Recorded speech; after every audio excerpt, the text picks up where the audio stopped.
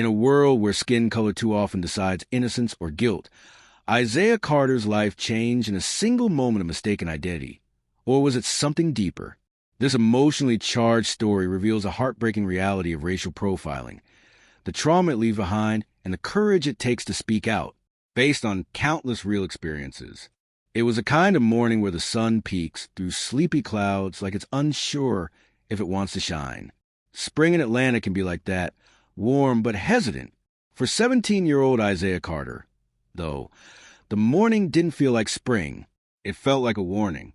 He woke up to the smell of frying bacon, his younger sister Amara humming off-key in the kitchen, and his mother yelling from down the hall, "Don't forget your ID today, Zay. You know how they are at that new job." Isaiah rolled out of bed, rubbed the sleep from his eyes, and pulled on his only pair of khakis, the ones he'd ironed the night before for his first day at his part-time job at Preston's Auto Parts. He glanced in the mirror and adjusted his hoodie. It was black, plain, nothing on it, just like he liked it. "Safe. You nervous?" his mom asked, standing in the doorway with a coffee mug in her hand, her locks piled on top of her head like a crown. She was only 35, but already looked worn.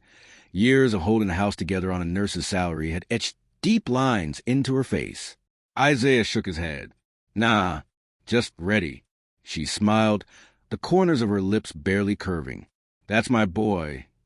Preston's Auto Parts sat on the edge of Midtown, just far enough from downtown to avoid foot traffic, but close enough to attract a decent crowd. Isaiah had only been there 2 hours, organizing windshield wipers and wiping down counters, when the screaming started. "Hey!" "Stop him. He stole something."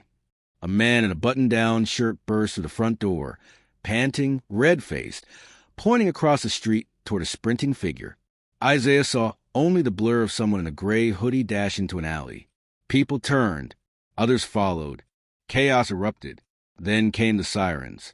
Isaiah stood still, a bottle of Windex still in his gloved hand. The next moments blurred. Police cruisers swerving into the lot. Officers leaping out, shouting. Someone shouted, "There he is!" But it wasn't about the man who ran. It was about Isaiah. "You, get on the ground." Isaiah froze. "Now. Hands where I can see them." He dropped the bottle, raised his hands, tried to speak. "I work here." But his words were cut off by the harsh bark of orders and the sharper sting of asphalt against his face. His arms were yanked back, cold metal clamped on his wrists. Customers watched. Some filmed. None intervened. At the station, Isaiah's protests were ignored. They had already decided. "You match the description," one officer said flatly. "What description?" Isaiah asked. "Black male, black hoodie, khakis, around 5 feet 10 inches. "That's half the city," Isaiah whispered. "They kept him for 6 hours. No phone call. No lawyer. They said he was being detained, not arrested, as if the legal language made the humiliation cleaner. One officer even laughed. Could have fooled me, running from a scene like that. "I didn't run," Isaiah said. "I was at work." But they didn't ask for his alibi. They didn't check the store cameras. They didn't even verify with his boss until the 7th hour. When Preston finally came to the station and vouched for him, the shift changed. Suddenly, Isaiah was free to go. No apology, no explanation, just a release form. The walk home was heavier than his legs could carry. He didn't even notice the tears until they hit his lips. It should have ended there. A horrible mistake. A misidentification. But it didn't. By the time Isaiah got home, a video had gone viral. Someone had recorded his arrest, captioned it, "Black kid gets caught stealing and resists." Over 80,000 views in one day. And so, despite no charges, despite being cleared, Isaiah was guilty in the court of public opinion. He lost his job. Preston apologized. But the customers are uncomfortable, he said. He started getting looks in his own neighborhood.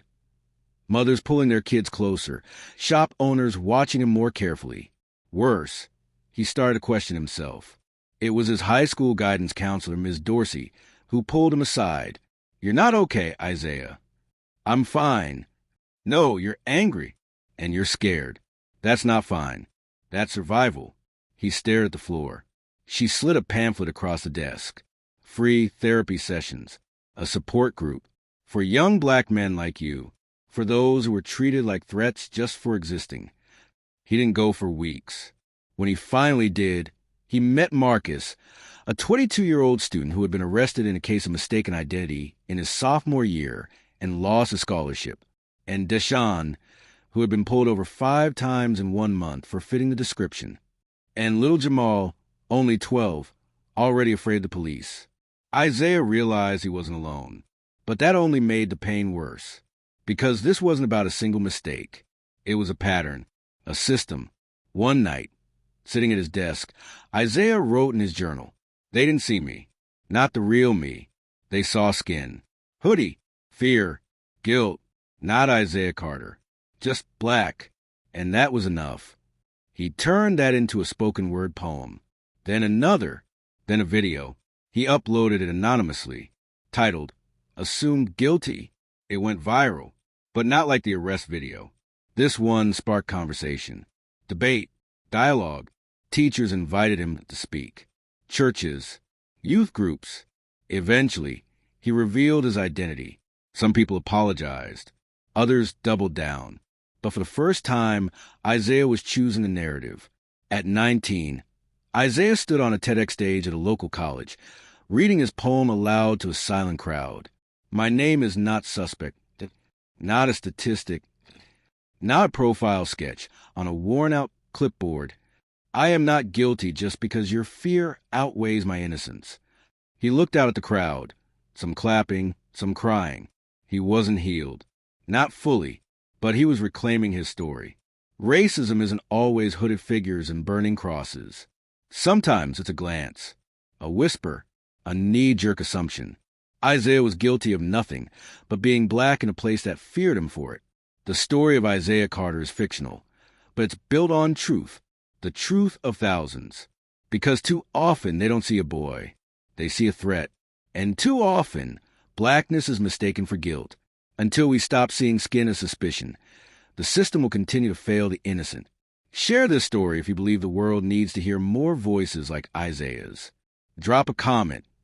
Have you ever been assumed guilty because of how you look? Don't forget to subscribe for more powerful, real-life stories that demand to be heard.